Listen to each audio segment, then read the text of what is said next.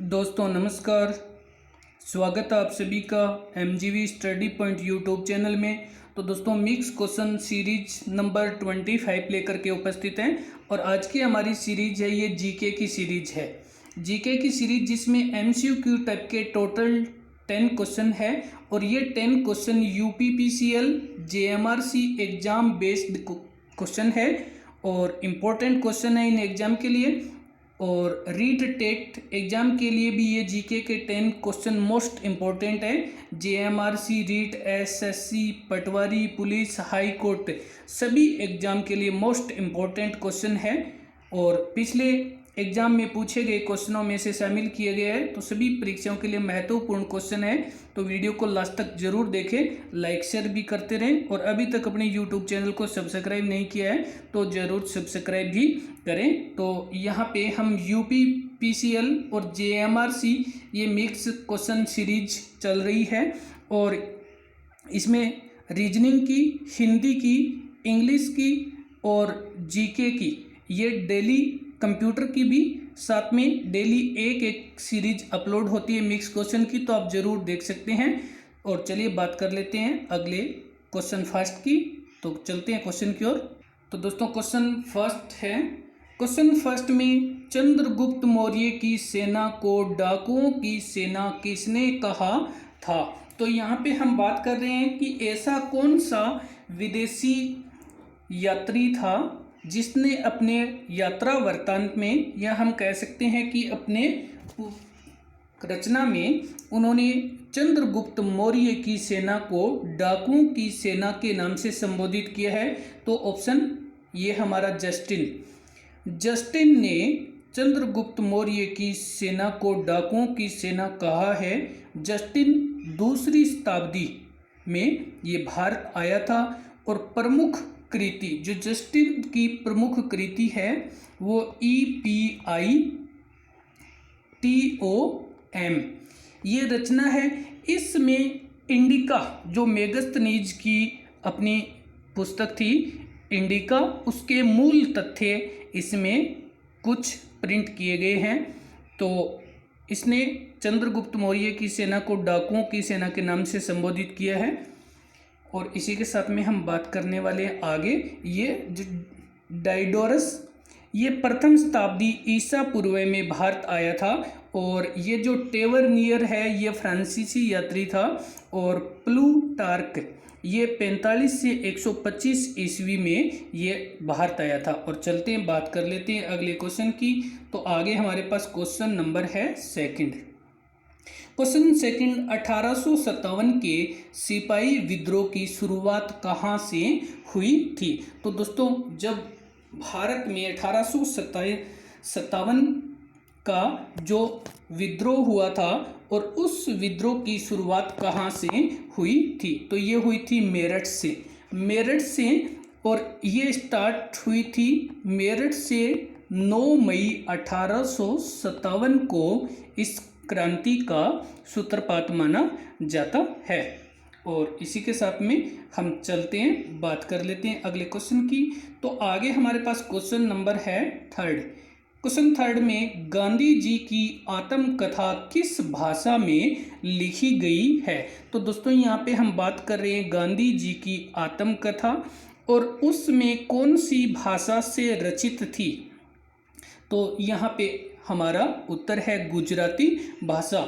गांधी जी की आत्मकथा गुजराती भाषा में रचित थी। और इसी के साथ में हम बढ़ते हैं अगले क्वेश्चन की ओर। आगे हमारे पास क्वेश्चन नंबर है 4। क्वेश्चन 4 में अगर हम बात करें तो भारतीय संविधान में झंडा समिति के अध्यक्ष कौन थे।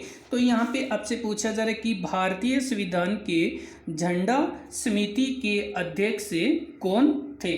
तो यहाँ पे हमारा ऑप्शन है JB कृपलानी भारतीय झंडा समिति के अध्यक्ष थे। और इसी के साथ में हम बात कर लेते हैं भीमराव अंबेडकर। डॉक्टर भीमराव अंबेडकर प्रारूप समिति के अध्यक्ष थे।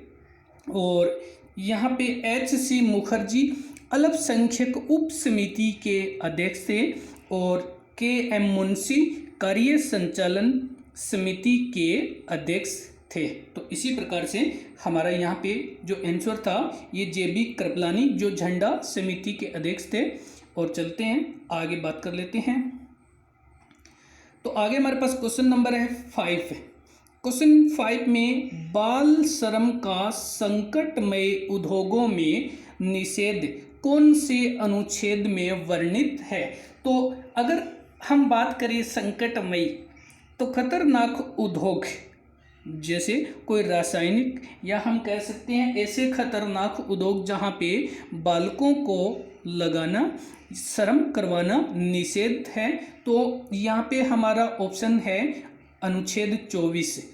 अनुच्छेद 24 के अंतर्गत बालकों को इस प्रकार के उद्योगों में जो कि 14 वर्ष से कम उम्र के बच्चों, और अगर हम बात करें कि ये जो बाल श्रम अनुच्छेद ये 1986 में बना था, 1986 में बना था। लेकिन अगर हम आगे बात करें तो 10 अक्टूबर 2006 से 10 अक्टूबर 2006 से 14 वर्ष से कम आयु के बालकों को किसी भी खतरनाक उद्योग में लगाना या उससे कोई कार्य करवाना 14 वर्ष से कम उम्र के बच्चों को ये पूर्णतया प्रतिबंध कर दिया गया था 10 अक्टूबर 2006 को अनुच्छेद 24 के अंतर्गत। और 1986 में ये अनुच्छेद के साथ में जो 1986 में ये अधिनियम बना था। तो चलते हैं बात कर लेते हैं अगले क्वेश्चन की। तो आगे हमारे पास क्वेश्चन नंबर है 6। क्वेश्चन 6 में लोकसभा का अध्यक्ष या नेता कौन होता है। तो यहाँ पे हम बात कर रहे हैं लोकसभा के अध्यक्ष या नेता की। तो लोकसभा का अध्यक्ष होता है प्रधानमंत्री। लोकसभा का नेता या अध्यक्ष प्रधानमंत्री होता है। संसद एवं राष्ट्रपति के बीच संवाद का कार्य लोकसभा अध्यक्ष करता है और लोकसभा अध्यक्ष होता है प्रधानमंत्री। संसद और राष्ट्रपति के बीच में जो भी बातचीत होती है वो प्रधानमंत्री के माध्यम से, अर्थात लोकसभा अध्यक्ष या लोकसभा के नेता के रूप में प्रधानमंत्री ये सारा कार्य करता है। और बढ़ते हैं अगले क्वेश्चन में। तो आगे हमारे पास क्वेश्चन नंबर है 7।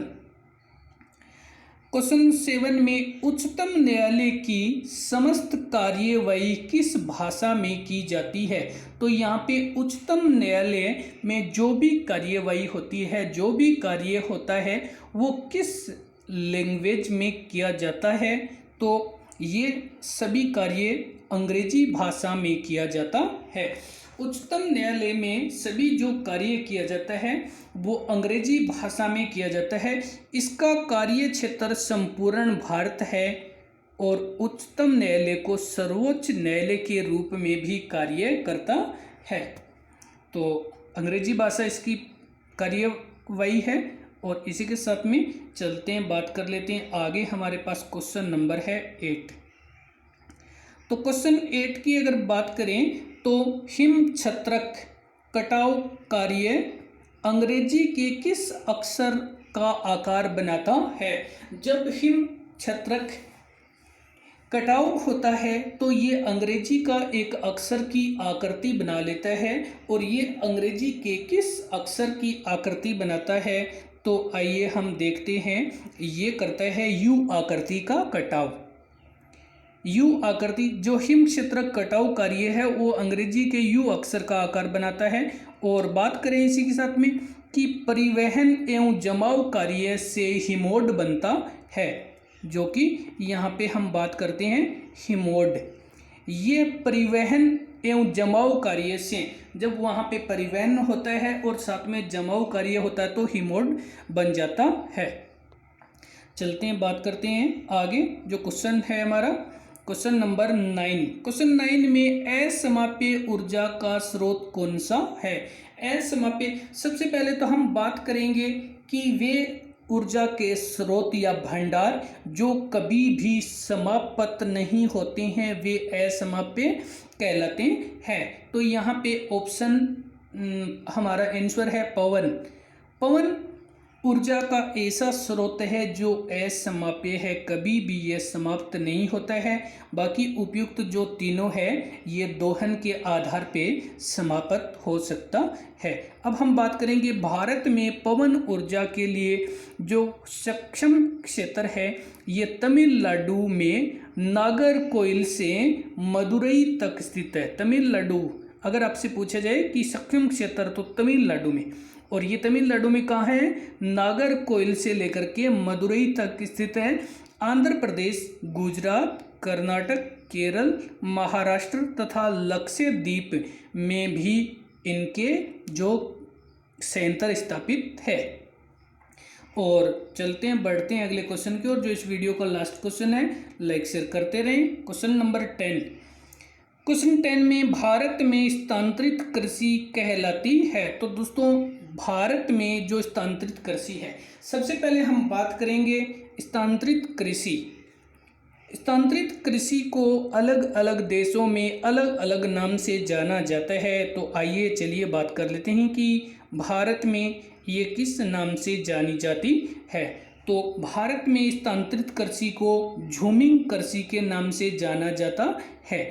ये झूमिंग कृषि कहलाती है, झूमिंग कृषि। अब हम बात करेंगे ये रोको, ये ब्राज़ील में स्थानांतरित कृषि को ब्राज़ील में रोको कहते हैं। मिल्पा मेक्सिको में कहलाती है, और लद्दाख ये मलेशिया में स्थानांतरित कृषि। जो भारत की झूमिंग कृषि है इनका विभिन्न देशों में अलग अलग नाम है। यहाँ पे जो आंसर है झूमिंग कृषि। झूमिंग कृषि, स्थानांतरित कृषि, मिल्पा, रोको, लद्दाख, अमेजन बेसिन, सघन वन क्षेत्र, उष्ण कटिबंधीय अफ्रीका, दक्षिणी पूर्वी एशिया, उत्तरी पूर्वी भारत के भागों में प्रचलित है। एक तो ये अमेजन के बेसिन में है, सघन वन क्षेत्रों में है, उष्ण कटिबंधीय अफ्रीका, दक्षिणी पूर्वी एशिया और उत्तरी पूर्वी भारत के भागों में स्थानांतरित कृषि प्रचलित है। स्थानांतरित कृषि वो होती है कि वहाँ पे वृक्षों को काट करके, जला करके, भूखंड को साफ करके जला दिया जाता है जो, और उसमें जो राख होती है उसको उस मृदा यानी मिट्टी में मिलाकर के उपजाऊ बनाई जाती है, और उस भूखंड पर कृषि कार्य किया जाता है, फसल उत्पादित की जाती है। और इसी के साथ में जो स्थानांतरित कृषि है उसको कृंतन एवं दहन के नाम से भी जाना जाता है। स्थानांतरित कृषि का जो दूसरा नाम कृंतन या दहन कृषि भी कहा जाता है। तो दोस्तों इसी के साथ में वीडियो देखने के लिए धन्यवाद। लाइक शेयर करते रहें। नेक्स्ट वीडियो अपलोड हो तब तक के लिए धन्यवाद।